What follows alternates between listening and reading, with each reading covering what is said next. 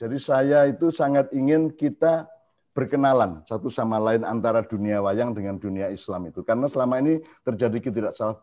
Karena yang Muslim juga tidak begitu paham kepada wayang, dan yang dilihat adalah bangunan budayanya atau bangunan peristiwanya, dia tidak melihat kedalamannya, dia tidak melihat level filosofinya, level hikmahnya, level kebijaksanaannya, dan seterusnya. Jadi saya kira kita perlu menyelenggarakan misalnya webinar ini kalau bisa kita justru mengundang orang yang paling awam wayang, yang paling mungkin malah menentang wayang, kan gitu. Sehingga kita bisa punya peluang untuk saling memperkenalkan diri, wayang memperkenalkan dirinya, Islam memperkenalkan dirinya gitu. Kalau bayangan saya gitu.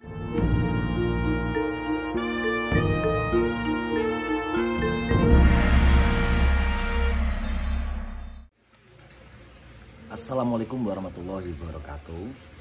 Teman-teman Sige Channel, kali ini saya mempunyai video spesial, yaitu dawuh-dawuh dari Mbah Nun atau Cak Nun yang hubungannya dengan wayang.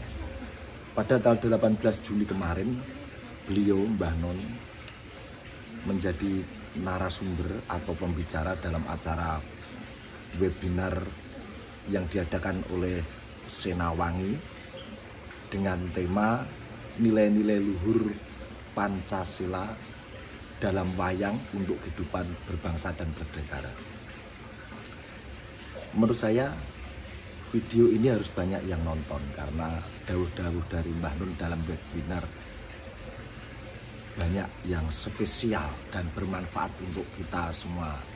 Bermanfaat bagi saya sendiri sebagai dalang, bermanfaat bagi penggemar wayang, pecinta wayang, dan seluruh masyarakat Indonesia.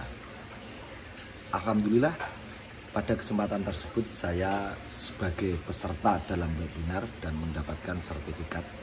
Terima kasih kepada panitia, terima kasih kepada Senawangi, dan terima kasih lagi saya diperkenankan untuk ngupload video ini dan sudah diizinkan. Dalam acara webinar kali ini, dawuh-dawuh Mbah Nun saya bagi menjadi 3 supaya poin-poinnya lebih jelas. Dan untuk video yang ini adalah video yang episode yang pertama. Selamat menyaksikan. Narasumber yang berikutnya, yaitu Bapak MH Ainun Najib. Kepada Bapak MH Ainun Najib, saya persilakan untuk memaparkan materi webinar kurang lebih 20 menit. Cak Nun, saya persilakan. Monggo. Sampun mireng saya, alhamdulillah nggih. Sampun. Saya mohon izin dan dengan segala kerendahan hati saya mengaturkan Assalamualaikum warahmatullahi wabarakatuh. Waalaikumsalam warahmatullahi wabarakatuh. Orang yang mengucapkan Assalamualaikum itu tadi, itu kandungan hatinya, hajatnya, keinginannya, cita-citanya, dan kekarpan katresnannya itu sama dengan orang yang mengucapkan Namo Buddhaya, salam sejahtera untuk kita semua, Om Swastiastu, dan lain sebagainya. Jadi, tapi saya mengucapkan Assalamualaikum warahmatullahi wabarakatuh karena saya punya latar belakang yang berbeda dengan teman-teman yang Om Swastiastu dan lain-lain, tapi kandungannya sama, yaitu Assalamualaikum itu perjanjian horizontal di mana kita akan saling menyelamatkan dan saling tidak mencelakakan atau saling menyejahterakan. Kemudian kita berdoa bersama, mudah-mudahan Tuhan memberikan rahmat dan barokah. Jadi saya kira Amin. Maknanya Namo Buddhaya, salam sejahtera untuk kita semua, dan semuanya itu juga sama seperti itulah, relatif ya. Kemudian yang kedua, saya mohon izin kalau apa yang sudah coba saya persiapkan ini tidak gaduh, tidak kompatibel atau tidak sebagaimana yang Bapak harapkan semua. Tetapi saya ingin menyatakan bahwa saya mendapat kawruh yang luar biasa dari Pak Anton barusan. Saya terima kasih kepada Pak Anton bahwa saya agak lebih mendetail, saya menjadi mengetahui sejumlah lakon dengan filosofi dan konteks-konteks filosofinya dan lain sebagainya. Kemudian yang ketiga, saya ini sering disambati dalang-dalang yang tidak bisa pentas karena digugat atau dibubarkan atau dilarang oleh kelompok-kelompok dari kaum muslimin tertentu. Saya punya teman banyak dalang di Jogja, di Solo, di Surabaya, dan lain-lain, Nganjuk, Tulungagung, dan seterusnya. Dan ada sambatan seperti itu, dan saya menduga memang wayang sama Islam ini, terutama pelaku-pelaku atau ustadz-ustadz atau kiai-kiai tertentu, itu tidak saling kenal satu sama lain.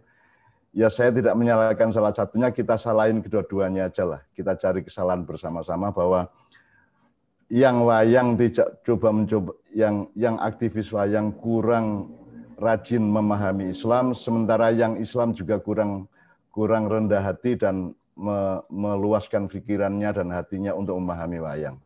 Jadi saya kira webinar kita ini salah satu tujuannya menurut saya adalah bagaimana kasus-kasus seperti itu bisa kita kurangi dengan cara kita mencoba nyicil atau merintis kembali, kalau bahasa Qur'annya lita'arofu, untuk saling memperkenalkan satu fenomena masyarakat dengan fenomena masyarakat yang lain. Karena saya punya cita-cita wayang itu jarum dalam jiwa saya. Jarum itu, jadi saya itu pindah dari Gontor pesantren ke Jogja itu ternyata memang supaya saya kenal wayang. Dan ketika saya kenal wayang, saya sering nonton Mbah Timbul, Mbah Hadi Sugito, Mas Mantep, dan lain sebagainya. Kemudian wayang itu menjadi satu khasanah yang jarum dalam pikiran saya, hati saya, dan seterusnya. Sehingga saya malah ingin dan selalu mencari, kalau sekarang ini kan kita mencoba menemukan Pancasila dalam wayang, dan menemukan wayang dalam Pancasila, kan seperti itu kira-kira dialektikanya. Nah saya itu sering bayangkan menemukan wayang dalam Al-Quran, dan menemukan Al-Quran dalam wayang. Asal levelnya itu level substansial dan filosofis, saya kira tidak sukar itu kita lakukan. Misalnya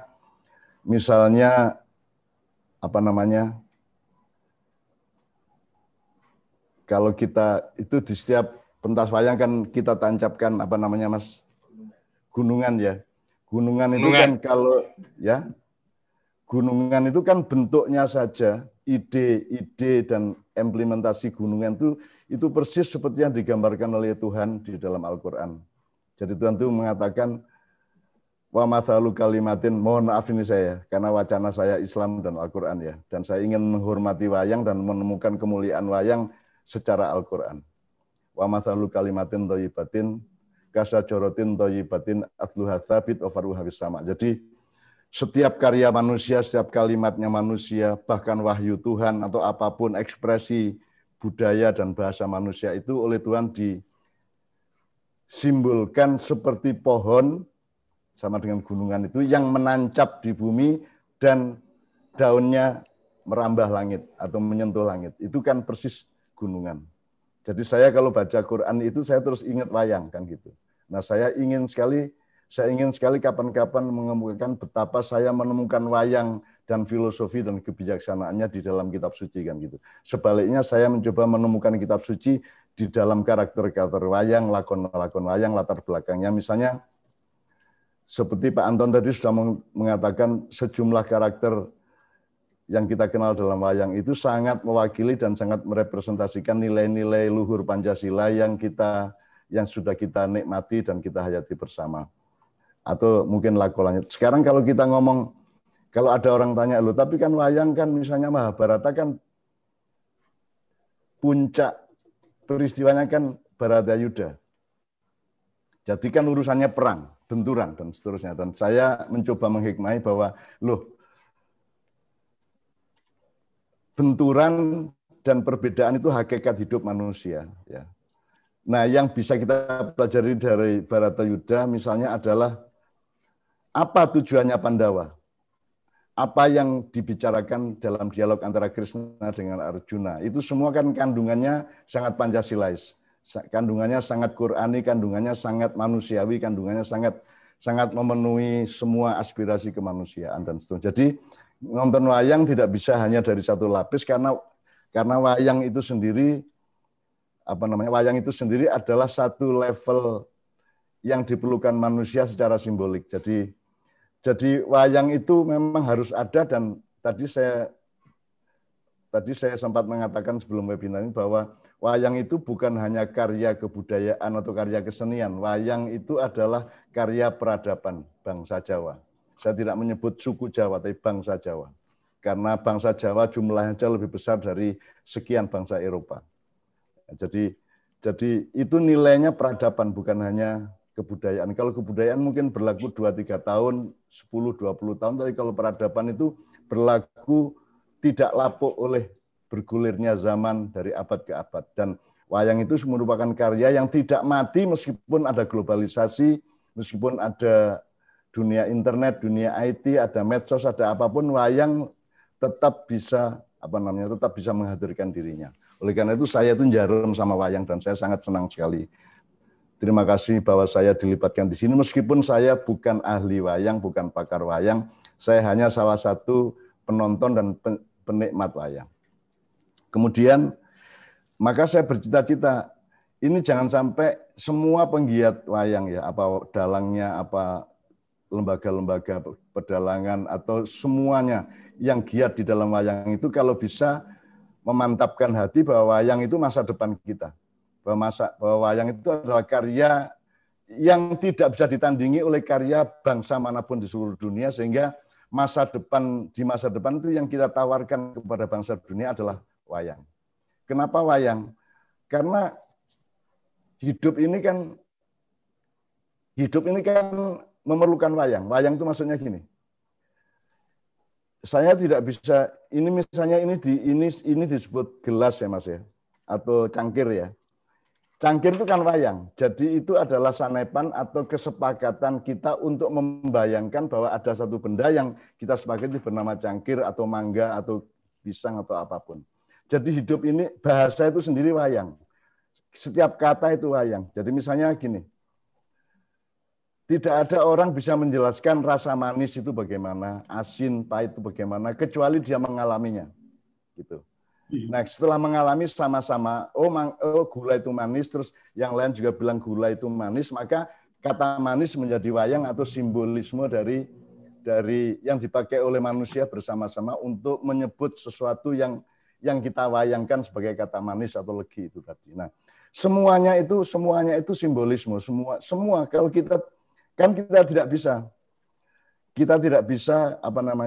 kalau kita di Amerika atau di Eropa kan kita tidak bisa minta gula, yang bisa kan sugar. Karena wayangnya di sana untuk menyebut rasa manis itu bendanya namanya sugar gitu ya. Dan itu adalah wayang-wayang di bangsa yang berbeda-beda, tapi kita semua membutuhkan wayang. Jadi dari kata, makna kata, kesepakatan kata, seluruh bahasa, kemudian bahasa ditingkatkan menjadi lebih utuh dengan perilaku, dengan ada dimensi-dimensi moral, dimensi kasih sayang, dimensi bermacam-macam itu kemudian oleh wayang dijadikan satu bangunan yang menyeluruh. Sehingga sekarang kita bisa belajar parsial, misalnya, tokoh itu kayaknya katuranggannya itu wataknya, karakternya itu kayak Dursosono misalnya. Kalau tokoh yang sana itu Aswatomo. Kalau sana itu Puntadewa itu. Kalau yang sana itu Bimo itu dia.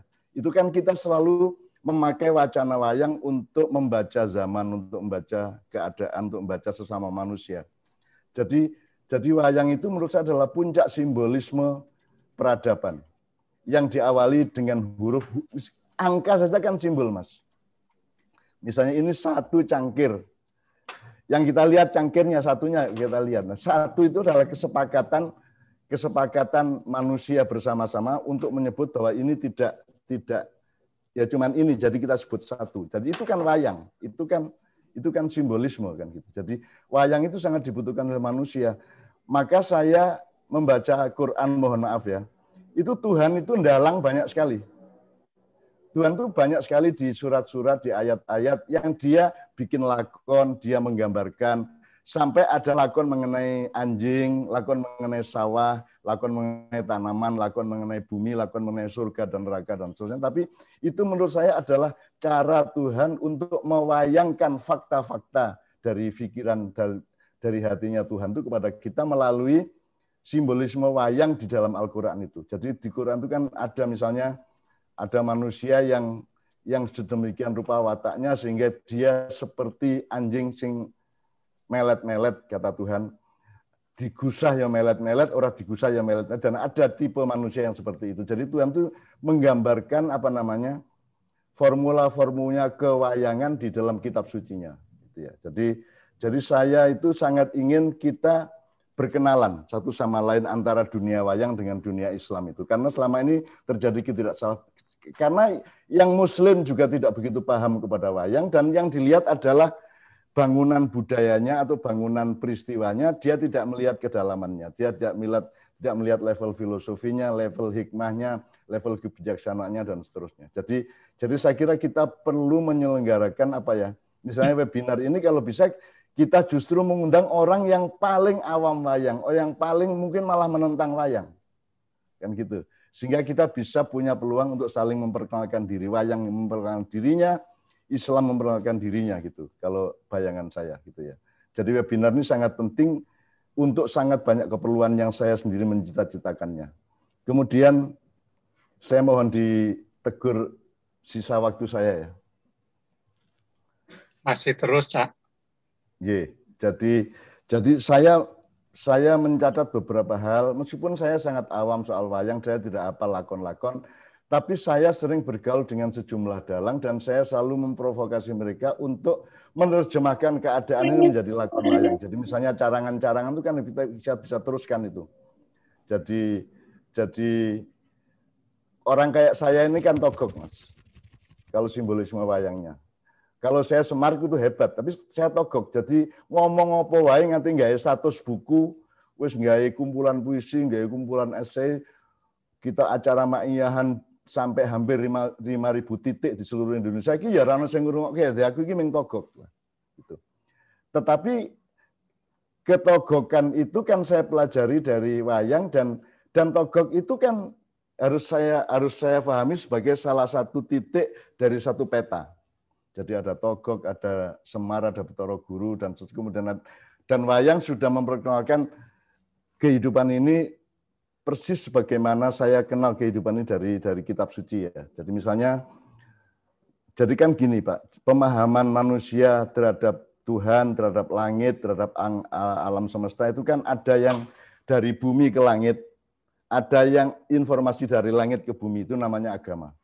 Tetapi jadi saya sering mengatakan bahwa orang Jawa itu sebelum datang agama Islam, dia sudah mengenali sangat banyak hal yang dimuat oleh Islam atau Al-Quran atau berita-berita agama yang lain ya, sebelum mereka sendiri mendengarkan dari Tuhan langsung. Jadi misalnya orang Jawa sudah kenal Sang Hyang Wenang, sudah mengerti fungsi bedanya Mertopodo sama Junggring Saloko gitu ya, sudah mengerti dewa, sudah mengerti. Jadi kemudian ditegaskan, kemudian diidentifikasi oleh berita agama. Jadi kalau di agama kan manusia, terus dia punya kakak namanya binatang, punya kakak lagi namanya tumbuh-tumbuhan, punya kakak lagi namanya materi atau benda-benda langit dan bumi, kemudian punya kakak lagi namanya jin, punya kakak lagi namanya malaikat, dan punya kakak sulung yang namanya Nur Muhammad misalnya gitu ya. Itu semua kakak-kakak kita. Jadi di dalam wayang itu sudah cukup lengkap.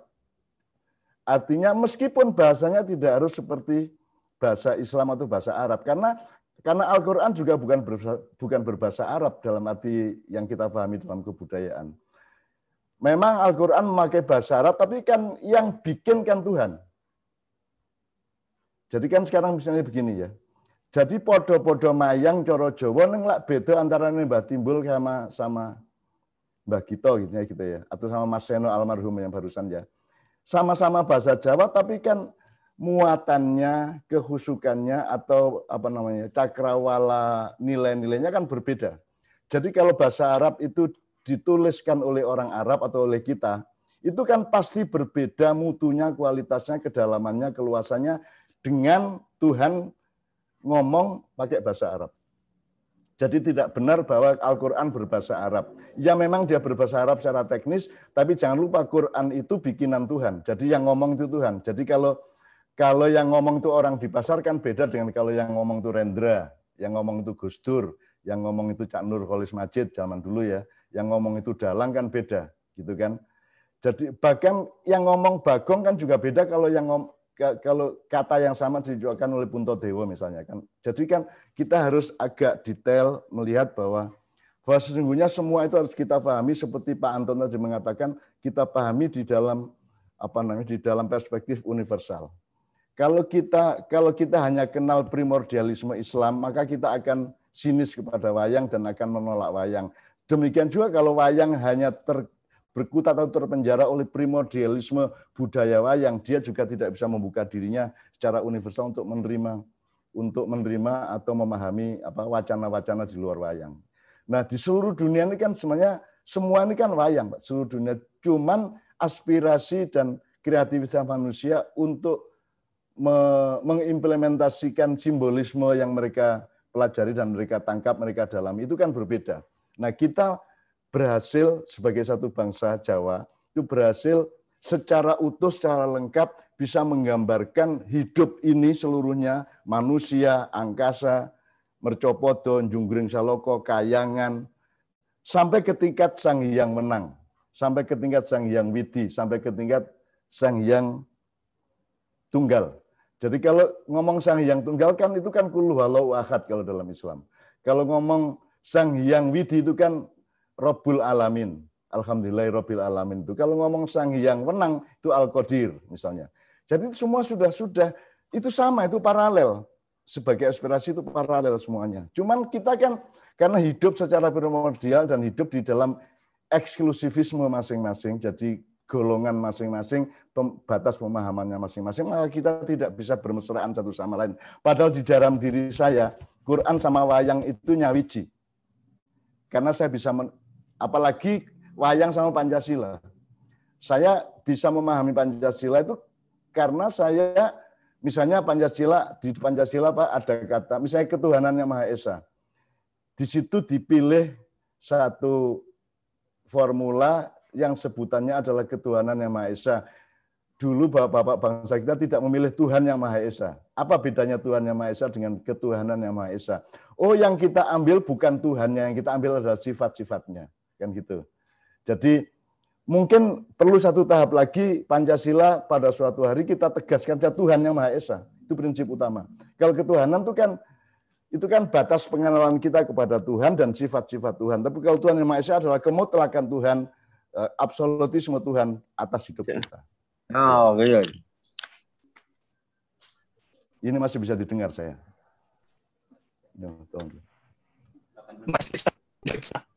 Ini saya tidak bisa ngelihat Bapak-bapak. Ya, terus. Oke, saya teruskan, mohon izin, saya teruskan Mas Darmono. Mohon izin. Terus Kang, saya bisa lihat toh Kang. Terus. Oh gitu ya. Oke. Tadi sampai mana ya? Sampai Sang Hyang Wenang, Sang Hyang Tunggal, Sang Hyang Widi. Sang Hyang Tunggal. Saya itu sering mengatakan bahwa orang Jawa itu sebelum datang agama sudah mengenal apa yang kemudian diungkap oleh agama. Kan ada bedanya kalau religiusitas atau misalnya kalau itu ikhtiar kita, ego kita, cara kita atau perjuangan kita untuk menangkap langit dan kesemestaan yang tinggi yang kemudian kita simpulkan sebagai Tuhan yang Maha Esa. Itu kan prosesnya kan dari bumi ke langit. Kalau agama kan dari langit ke bumi. Jadi kalau agama itu memberikan informasi-informasi yang kita tidak mungkin tahu. Misalnya dahsyat bahwa orang Jawa mengetahui Sang Hyang Tunggal itu dahsyat. Karena bagaimana kita tahu Tuhan itu satu? Bagaimana Indonesia bisa tahu bahwa Tuhan itu Maha Esa? Itu sebenarnya hanya bisa diakses kalau Tuhan sendiri ngasih tahu bahwa saya itu sendiri, bahwa saya itu satu. Tapi kita bisa loh, mbah-mbah kita bisa loh menyebut bahwa Tuhan itu tunggal, gitu ya. Bahwa Tuhan itu Sang Hyang Widi, bahwa Tuhan itu Maha Berkuasa, itu kita bisa melihat sendiri, merasakan sendiri. Kemudian agama memberikan legitimasi atau verifikasi secara tegas bahwa saya itu, terus kemudian dia ngomong mengenai sifat-sifatnya yang disimpulkan oleh para ulama 99. Meskipun saya kan tidak percaya Tuhan itu sifatnya 99, karena Tuhan itu maha, maka tidak mungkin bisa dimatematikkan, tidak mungkin bisa dirumuskan, tidak mungkin bisa dihitung. Tadi kan Pak Anton sudah mengatakan Gusti itu menurut orang Jawa, Gusti Allah itu kan tan kino yo ngopo tan keno kiniro. Jadi semua kata, semua angka, semua huruf, semua bahasa itu tidak mungkin mampu merumuskan Tuhan yang Maha Esa itu. Jadi memang dalam level tertentu kemudian kita hanya misalnya gini. Kalau misalnya orang Islam kan sekarang sholat 5 kali sehari ya Pak ya. Itu kalau Tuhan menyerahkan kepada mereka, runding ngono sedewe kono le. Arab sholat ping piro, Arab sholat carane piye, itu kita saya kira butuh 10 abad bertengkar terus-menerus untuk merumuskan sholat itu berapa kali, bentuknya gimana, geraknya gimana, ucapannya gimana. Maka itu wilayah-wilayah yang kemudian Tuhan memberi dogma, pokoknya ingin iki kowe, tak gampang ke. Job kalau kita sendiri yang nyari, kita tuh kan tidak habis rasa syukur kita kepada Tuhan. Kita tuh kan tidak terbatas rasa syukur kita kepada Tuhan. Jadi kalau kita mengabdi kepada Tuhan, menembah kepada Tuhan, itu kan nggak cukup. Mau 10 rakaat, mau 200 rakaat kan tetap nggak cukup untuk mengimplementasikan tingkat rasa syukur kita yang tidak terbatas. Loh, kita ini kan tidak bisa bikin diri kita sendiri, kita tidak bisa mengalirkan darah kita sendiri, kita tidak bisa mendetakkan jantung kita sendiri, kita tidak bisa menjamin kena COVID apa tidak, kita tidak bisa menjamin, tidak tahu kapan mati, itu semua gelap di depan kita. Maka Tuhan mengatakan, aku memperjalankan manusia di malam hari. Artinya semua itu gelap bagi manusia. Maka kita butuh penerangan dari langit. Nah, kita mencari penerangan itu dari langit dengan ego kita sendiri, terus Tuhan sendiri turun untuk memberi penjelasan kepada kita. Nah, itu namanya, itu bukan perbedaan antara agama dengan aliran kepercayaan. Yang saya maksud adalah jadi itu semacam tumbuh ketemu tutup gitu loh. Jadi kalau enggak pakai tutup ya tumbuhnya nanti bisa kudanan, bisa kena yang macam-macam. Tapi agama memberikan tutup, artinya ada legitimasi dari Tuhan sendiri. Iya, saya itu maha kasih, saya itu maha penyayang, saya itu maha pemurah, saya menjamin rezeki. Siapapun di bumi yang melata, yang berjalan, yang berangkang, semua saya jamin rezekinya. Sehingga kamu tidak perlu nyuri, kamu tidak perlu curang, kamu tidak perlu korupsi. Karena Tuhan menjamin rezekinya setiap, bahkan Tuhan tidak malu untuk menyebut bahwa dia menjamin rezekinya seekor nyamuk.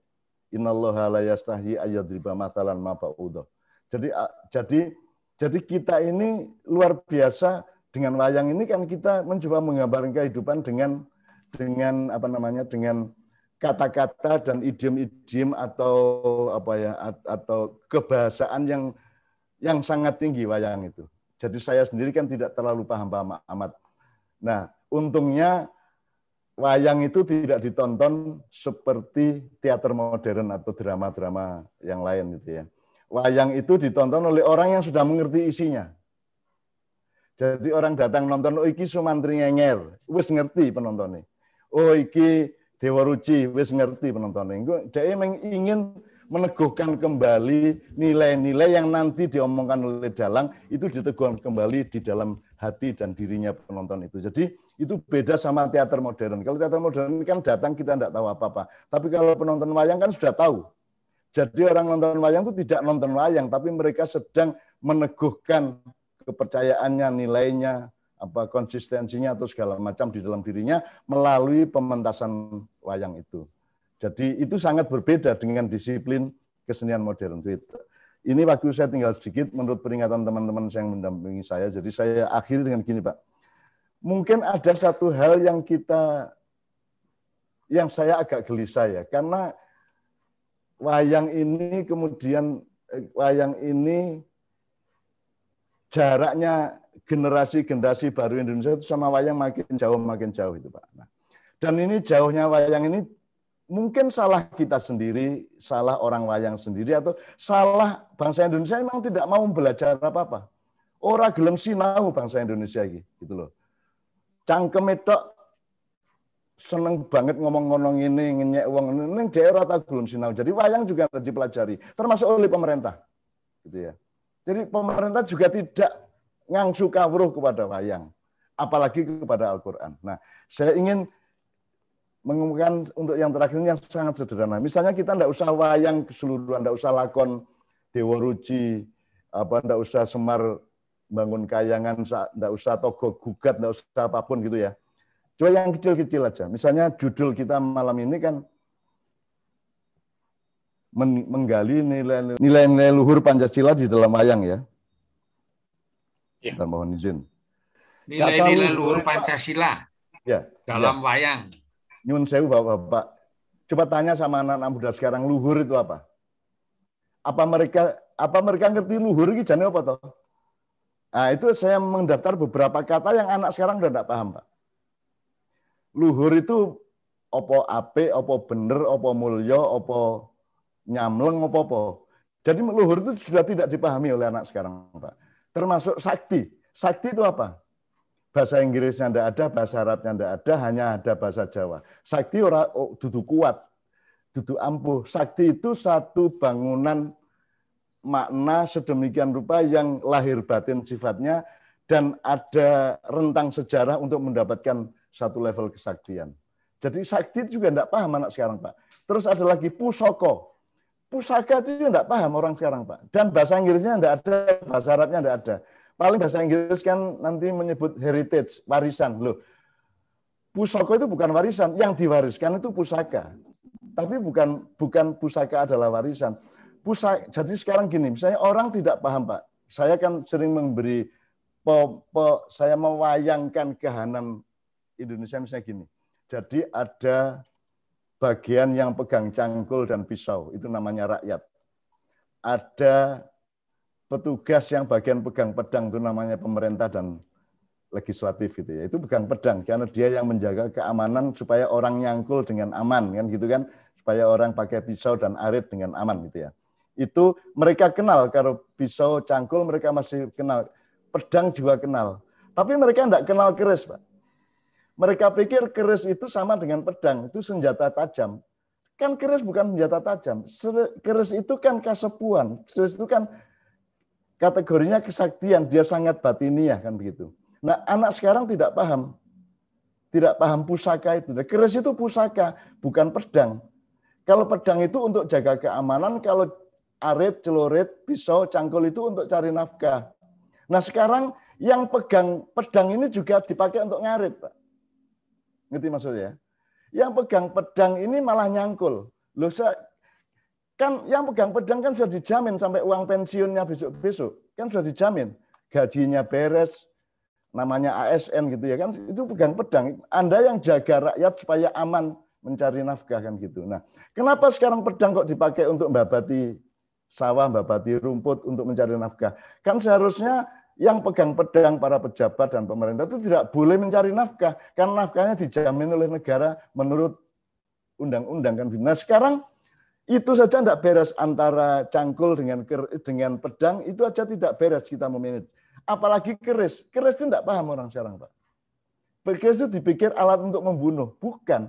Keris itu pusaka. Pusaka itu bukan senjata tajam. Itu tidak seperti mesiu, tidak seperti bom, tidak seperti bedil, tidak seperti pistol. Keris itu bukan itu. Keris itu tidak untuk membunuh orang. Keris itu adalah sesuatu yang sifatnya dialektis dengan batin seseorang yang memegangnya dan membikinnya kan begitu. Meskipun mungkin pernah ada eksploitasi atau manipulasi oleh Ken Arok untuk membunuh Tunggul Ametung dan membunuh Empu Gandringnya sendiri, tapi orang sekarang kan tidak paham, Pak. Ini keris, Pak ya. Punokawan juga tidak paham, anak sekarang, Pak. Punokawan itu dipikirnya badut, Pak. Punokawan itu dipikirnya adalah clown kalau bahasa Inggris, clown. Itu bukan clown, Rek.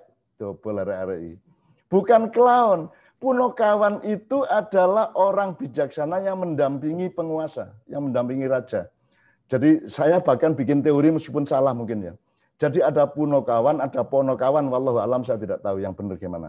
Kalau punokawan itu orang bijaksana yang mendampingi raja dengan kepandaian dan kebijaksanaannya. Kalau ponokawan itu orang yang mendampingi raja dengan cinta dan pengayomannya. Jadi ponokawan itu sekarang kan ada loh Pak, lagu-lagu di kaset-kaset 10 tahun yang lalu ada lagu tentang Gareng Petruk Bagong itu dianggap penjahat itu. Ada itu, Pak. Coba cari sampean jangan. Itu jadi kita tuh sekarang mengalami degradasi pengetahuan nih. Anak-anak milenial ini nggak ngerti pusaka. Ini saya sampai daftari kok, Pak. Yang kira-kira sekarang sudah menjadi bias itu ya. Pusaka nggak ngerti. Nggak bisa sekarang orang menjawab pusaka itu apa? Dipikirnya senjata. Lu bukan. Pusaka kok senjata. Luwung belangkon bisa jadi pusaka saya kok. Sepeda tuanya bapak saya itu pusaka saya kok. Gitu. Fotonya bapak saya di dinding itu pusaka saya kok. Jadi pusaka itu something subjektif gitu ya. Sesuatu yang punya kedalaman dan punya dimensi-dimensi batin dan nilai sedemikian rupa. Dan itu anak sekarang rata-rata tidak paham pusaka itu apa. Punokawan tidak paham. Dewa juga tidak paham. Bahkan yang bikin band dengan nama Dewa 19 juga tidak paham. Sampai akhirnya kita 19-nya dipakai oleh COVID yang gitu. Jadi dewa itu kan pencarian manusia tentang makhluk yang lebih tinggi dari manusia, gitu ya, yang letaknya atau alamatnya itu di angkasa, Junggring Saloko atau di Kayangan dan seterusnya ya. Itu pencarian manusia. Kemudian Tuhan ngasih tahu bahwa makhlukku itu ada Nur Muhammad, itu pancaran cahaya. Kemudian Muhammad itu berputar-putar, memancar, kemudian ada yang memadat menjadi alam semesta. Kemudian Tuhan bikin tanaman, kemudian bikin binatang. Sebelum itu Tuhan bikin bikin jin. Di antara jin itu ada yang jadi malaikat. Jadi itu semua oleh agama diperjelas gitu ya. Dan dewa itu sebenarnya adalah aspirasi manusia yang mencari fakta langit. Jadi dewa itu adalah satu level atau satu dimensi yang kita sekarang secara modern menyebut supranatural atau paranormal atau apapun itu. Tapi di situ kemudian gaduk dengan apa yang diinformasikan oleh agama atau oleh Tuhan langsung dengan wahyu-wahyunya. Dan mohon teman-teman, wahyu di dalam wayang itu beda dengan wahyu dalam pengertian agama. Nah, tapi itu tidak berarti bermusuhan dan bertentangan. Jadi misalnya wahyu Makutoromo, misalnya Arjuna bertapa, siapapun bertapa ke hutan, kemudian didatangi oleh Bathara Narada, gitu ya, untuk mendapatkan wahyu tertentu. Itu wahyu itu orang mbah-mbah kita dulu mencoba memahami ada mekanisme seperti itu, ada tanazul namanya, ada yang jadi misalnya gini, tanazul itu Tuhan turun. Apakah dia langsung kadang-kadang atau dia nyuruh stafnya yang namanya malaikat atau apa itu. Jadi misalnya gini, sampean sekarang kena COVID. Sampean hanya bisa berdoa dan berharap supaya tidak kena COVID. Nah, kemudian ada klausul berikutnya, jangan hanya berdoa dan meminta. Karena kalau berdoa itu kan dari tidak ada, ingin ada, dari kemungkinan mati menjadi tidak mati. Dan pokoknya itu kan dari A ke B yang kita harapkan bisa tercapai. Nah, kemudian ada yang bisa dicapai manusia adalah bukan hanya berharap atau berdoa, tapi juga meyakini. Saya meyakini tidak kena COVID. Karena saya sudah waspada, saya sudah mempunyai 4 prokes ya. Tidak hanya jaga jarak, tidak hanya pakai masker, tidak hanya cuci tangan, tapi saya juga punya prokes keempat yang hubungannya sama Junggring Saloko, sama Sang Hyang Menang, sama Bathara Wisnu, sama Sang Hyang Widi, dan semacam-macam itu ya. Jadi, nah, mungkin kekeliruan kita adalah tidak bisa membedakan antara meyakini kita tetap sehat dengan memastikan.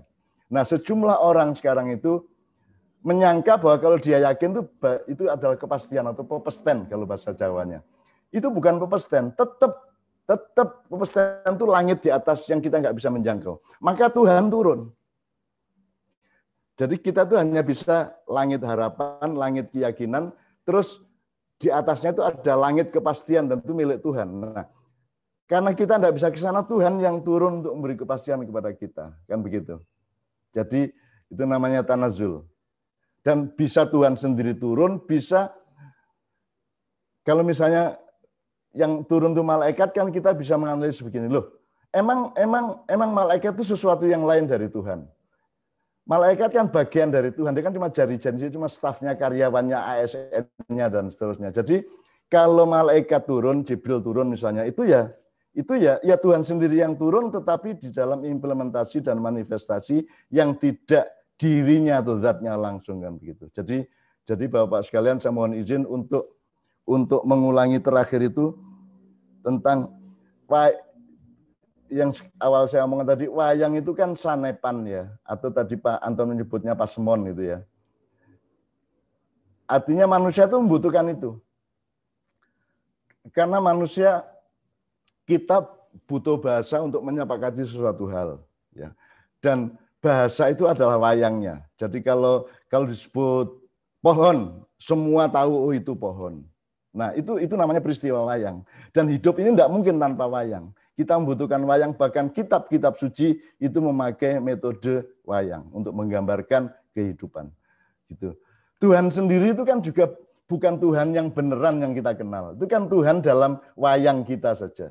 Kalau Tuhan yang benar kan kita tidak punya kemungkinan untuk mengerti. Makanya orang Jawa menemukan tan kino yongopo, tan kino giniro. Kalau bahasa Qur'annya walam yakullahu kufuwan ahad atau laisa kamitslihi syai'un. Kalau itu bahasa Jawanya tan kino giniro, tan kino yongopo. Artinya orang Jawa tanpa Quran sudah mengerti bahwa Tuhan itu enggak ya tan kino giniro. Jadi semua yang kita rumuskan mengenai Tuhan itu ya salah. Yang kita rumuskan adalah batas pengenalan kita tentang Tuhan, tapi bukan Tuhan itu sendiri.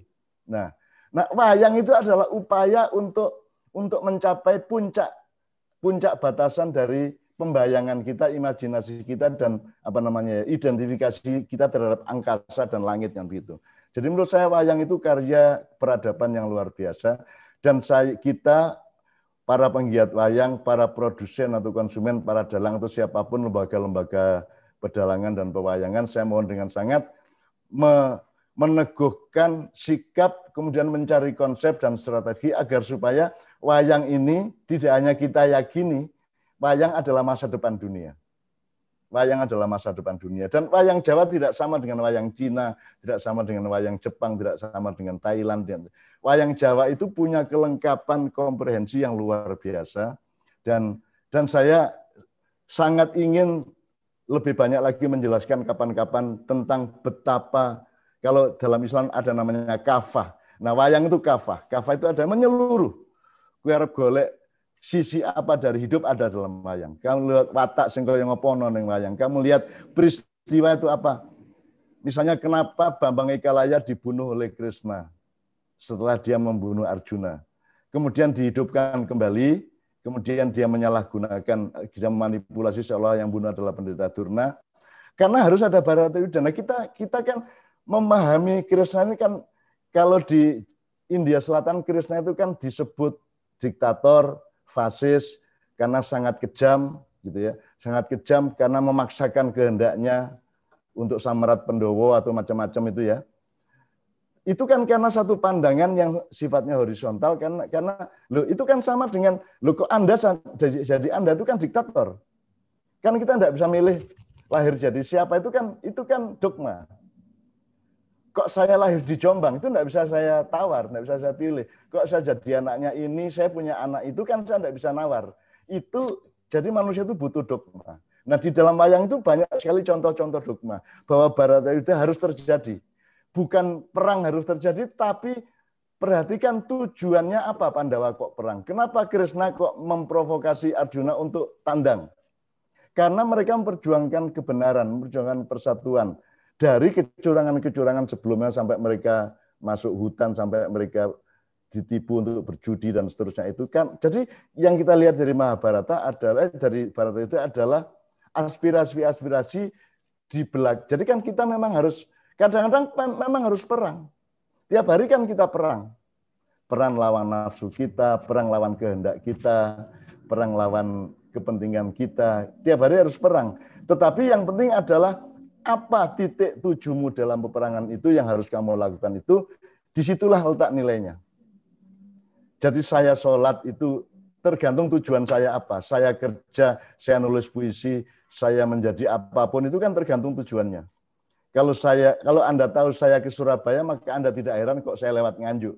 Kan gitu. Kalau Anda tidak tahu tujuan saya, kan Anda tidak bisa menilai kok lewat Nganjuk, apa lewat Kediri, apa lewat Tulungagung, kan tidak bisa menilai. Oleh karena itu, wayang itu harus kita tangkap bahwa seluruh peristiwa di dalam lakon-lakon wayang, yang asli maupun yang dimodifikasi oleh kebudayaan dan peradaban Jawa, sampai carangan-carangan yang terbaru pun harus kita lihat. Gampangannya kalau cara agama al-a'malu binniyah. Jadi niatnya apa, tujuannya apa, baru bisa kita nilai. Orang itu ada di Kertosono itu bisa kita salahkan kalau kita tahu tujuannya ke Jakarta loh, kok lewat Kertosono. Tapi kalau kita tahu dia mau ke Surabaya, wajar dia di Kertosono, kan begitu. Nah, jadi saya kira wayang itu merupakan kekayaan peradaban kita yang kita sendiri pelaku-pelaku dan penggiat wayang betul-betul harus menghayati betapa dahsyatnya. Wayangnya orang yang bener, Mas, orang yang apik. Tur orang yang mulya, orang yang wicaksono. Jadi wayang itu sedemikian rupa dia punya level-level menurut saya. Dan itu karya manusia yang luar biasa. Dan wayang asli dari India, Mahabharata dan Ramayana itu diperkaya luar biasa, diperluas perspektifnya, bahkan diperdetail oleh para pencipta modifikasi wayang Jawa atau ijtihad kalau bahasa Arabnya itu apa ya, igoh. Jadi wayang asli dari India itu dari epik Ramayana dan Mahabharata itu oleh orang Jawa diracik meneh, digoreng meneh, digodok meneh sedemikian rupa sehingga menjadi sebuah kelengkapan yang hampir-hampir mencapai tingkat agama. Jadi wayang harus kita jadikan andalan bangsa Indonesia untuk ditawarkan kepada dunia, meskipun kita harus pinter-pinter caranya memperkenalkan kepada mereka, sehingga kita betul-betul akan punya masa depan. Jadi kalau mau ngomong serius, ya bangsa Indonesia ini kalau terus-menerus tidak menghargai apa yang sudah dicapai oleh nenek moyangnya, ya kita tidak punya masa depan. Kita hanya jadi bebek dari globalisasi, kita hanya menjadi buntut dari luar negeri dan seterusnya. Saya kira wayang adalah contoh dari ndase Indonesia. Nah, kita saja ini dibuntut. Nah, ini ndase jane wayang lah, ndase aja kok ketok no.